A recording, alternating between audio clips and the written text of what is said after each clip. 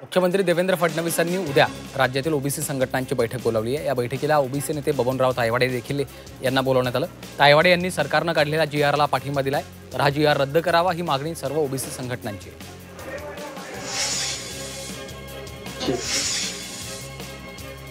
नवी मुंबई विमानतळाला दिबा पाटलांच्या नावावर शिक्कामोर्तब झालंय। नवी मुंबई विमानतळासाठी राज्य सरकारकडनं एकच नाव केंद्राकडे पाठवण्यात आलं, मात्र काही तांत्रिक कारणामुळे या प्रक्रियेला काहीसा वेळ लागणार असल्याची माहिती आहे। दरम्यान पुढच्या 3 महिन्यात नवी मुंबई विमानतळासाठी दिबा पाटलांच्या नावावर शिक्कामोर्तब होणार आहे। शिवतीर्थवर मनसेची बैठक पार पडली। राज ठाकरे यांनी या बैठकीत पदाधिकाऱ्यांकडून कामाचा आढावा घेतला। आगामी निवडणुकीतल्या मतदार याद्यांबाबतचा आढावा या बैठकीत घेण्यात आल्याची माहिती आहे। शिवसेना ठाकरे पक्षासोबतच्या युतीबाबतचा निर्णय राज ठाकरे घेणार असल्याचं संदीप देशपांडेंनी सांगितलं। रामदास कदमांनी पुन्हा एकदा उद्धव ठाकरेंवर गंभीर आरोप केले। मी जे बोललोय ते खरं आहे, तुमच्या बछडूच्या डोक्यावर हात ठेवून सांगा खरं काय ते, असं थेट आव्हान रामदास कदमांनी ठाकरेंना दिलं। तर शरद पवारांनाही मातोश्रीतल्या वरच्या खोलीत जाऊ दिलं नाही असा आरोपही त्यांनी केला। रामदास कदम बोलले ते खरं आहे असं मत्स्य आणि बंदरे विकास मंत्री नितेश राणे यांनी म्हटले। यावेळी स्वित्झर्लंडवरनं कोण येणार होतं असा सवाल उपस्थित करत राणे यांनी उद्धव ठाकरेंवर निशाणा साधला। तर राणेंच्या या वक्तव्यावर भास्कर जाधवांनी पलटवार केला।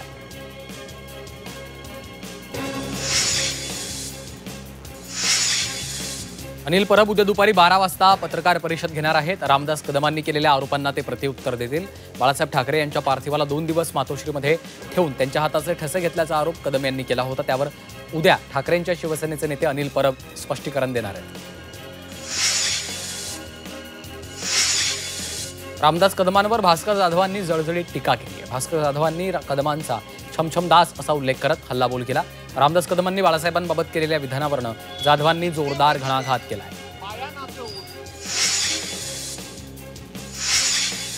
शिवसेना राज्यभरात नवा उपक्रम राबवणार आहे। धर्मवीर आनंद दिघे नागरी सहाय्यता केंद्र उभारण्यात येणार आहे। या केंद्रामार्फत शासनाच्या योजना घराघरात पोहोचवल्या जाणार आहेत, अशी माहिती उद्योगमंत्री उदय सामंतांनी दिली आहे।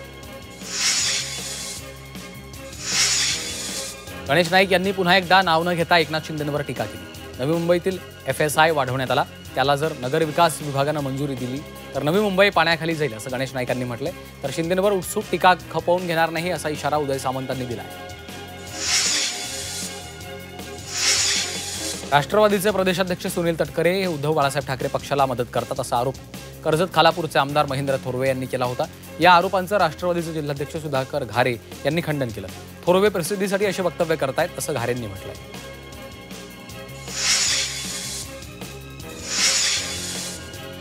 करुणा मुंडे शर्मा यांनी मुंडे बंधू भगिनीवर निशाणा साधला।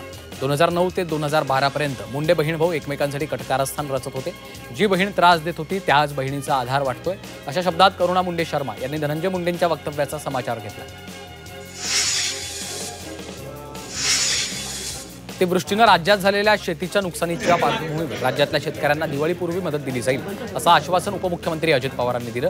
अजित पवार एका कार्यक्रमाच्या निमित्तानं मुरबाडमध्ये आले होते, त्यावेळी त्यांनी ठाणे जिल्ह्यातल्या शेतीच्या नुकसानाचा आढावा घेतला।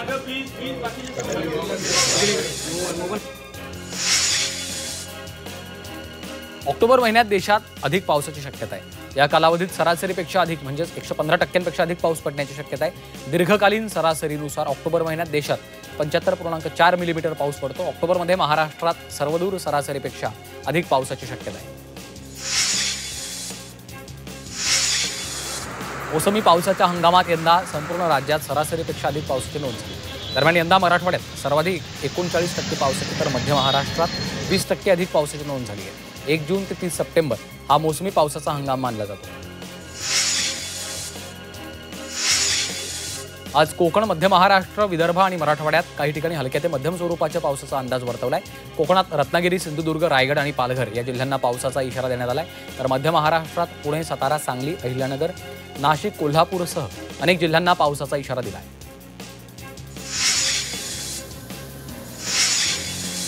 नवी मुंबईतील कोपर खैराणेमध्ये जलवाहिनी फुटली आहे, त्यामुळे मोठ्या प्रमाणात पाणी वाया गेलं। उद्यानात जलवाहिनी फुटली। नवी मुंबई महानगरपालिकेच्या कर्मचाऱ्यांकडून दुरुस्तीचं काम सुरू आहे।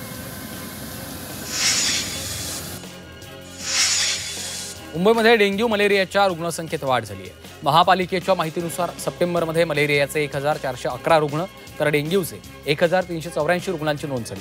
बहुतांश रुग्णांना तापाची लक्षणं असल्यामुळे नागरिकांना काळजी घेण्याचं आवाहन करण्यात आलं. ठाण्यातील दुर्गेश्वरी देवीची विसर्जन मिरवणूक उत्साहात संपन्न झाली. या मिरवणुकीला टेंभी नाक्यावरून सुरुवात झाली होती, तर मसुदा तलावात देवीचं विसर्जन केलं. उपमुख्यमंत्री एकनाथ शिंदे आणि खासदार नरेश म्हस्के उपस्थित होते. राज्यातील जिल्हा परिषदांच्या अध्यक्षपदाचं आरक्षण जाहीर झाल्यानंतर आता नगर परिषदांच्या नगराध्यक्षपदाचं आरक्षण सोमवारी जाहीर होणार आहे. नगराध्यक्षपदासाठी आरक्षणाची सोडत सोमवारी मंत्रालयात काढली जाणार आहे. यासाठी मान्यताप्राप्त पक्षांच्या प्रतिनिधींना सोडती वेळी हजर राहण्यासाठी महाराष्ट्र निवडणूक आयोगानं पत्र पाठवलं. कल्याण डोंबिवली महानगरपालिका निवडणुकीची अंतिम प्रभाग रचना प्रसिद्ध करण्यात आली. आता आरक्षणासाठी लवकरच सोडत काढली जाणार आहे. प्रभाग रचना जाहीर झाल्यानंतर 27 गावांचा मुद्दा मात्र अजूनही अधांतरीच राहिला. त्यामुळे केडीएमसीची त्याबाबत काय निर्णय घेईल हे पाहणं महत्त्वाचं आहे. कल्याण डोंबिवलीत कचरा उचलणाऱ्या कॉन्ट्रॅक्टरचा अनागोंदी कारभार पाहायला मिळतो. पालिकेला टॅक्स भरूनही कॉन्ट्रॅक्टरचे कर्मचारी कचरा उचलण्यासाठी अतिरिक्त पैसे मागतायत असा प्रकार समोर आला. या संदर्भात नागरिकांनी तक्रारी केल्या. दरम्यान केडीएमसीला विचारणा केली असता असा प्रकार झाला नसल्याचं स्पष्टीकरण मिळतंय. गृह विभागाकडनं महाराष्ट्रात सायबर जागरूकता महिना साजरा केला जातो. राज्यात होणारी ऑनलाईन फसवणूक आणि सायबर सुरक्षिततेच्या दृष्टीनं सायबर गुन्हेगारी संदर्भात जनजागृती केली जाते. याच पार्श्वभूमीवर मुंबईमध्ये मुख्यमंत्री फडणवीसांच्या उपस्थितीत कार्यक्रम पार पडला. राज्यात इलेक्ट्रॉनिक बॉन्डची सुरुवात केली गेली आहे. बॉन्डमध्ये इलेक्ट्रॉनिक पद्धतीनं बदल करण्यात आला, त्यामुळे रक्कम वाढ करणं शक्य होणार आहे. महसूल मंत्री चंद्रशेखर बावनकुळे यांनी हा महत्त्वाचा निर्णय घेतला. राज्य परिवहन विभागानं आपली एसटी हे नवं मोबाईल ॲप लॉन्च केलं. या ॲपद्वारे 12,000हून अधिक एसटीची माहिती प्रवाशांना एका क्लिकवर मिळणार आहे. या ॲपमुळे प्रवाशांना तासनतास ताटकळत राहावं लागणार नाही. म्हाडाच्या मुंबई मंडळाच्या 5,000 घरांसह 77 भूखंडांसाठी 11 ऑक्टोबरला सोडत काढण्यात येणार आहे. यासाठी पात्र अर्जांची प्रारूप यादी मंडळानं प्रसिद्ध केली. यामध्ये 1,57,207 अर्ज पात्र ठरले. ऑक्टोबर महिना सुरू झाल्यामुळे मुंबई महानगरपालिकेनं आता आपल्या रस्ते काँक्रिटीकरणाच्या कामाला पुन्हा सुरुवात करण्याचं ठरवलं. पावसामुळे 4 महिने थांबलेलं काँक्रिटीकरणाचं काम या आठवड्यापासून पुन्हा सुरू होणार आहे. पावसाळ्यापूर्वी अर्धवट अवस्थेत बंद केलेल्या 576 रस्त्यांची कामं प्राधान्यानं हाती घेतली जाणार आहेत.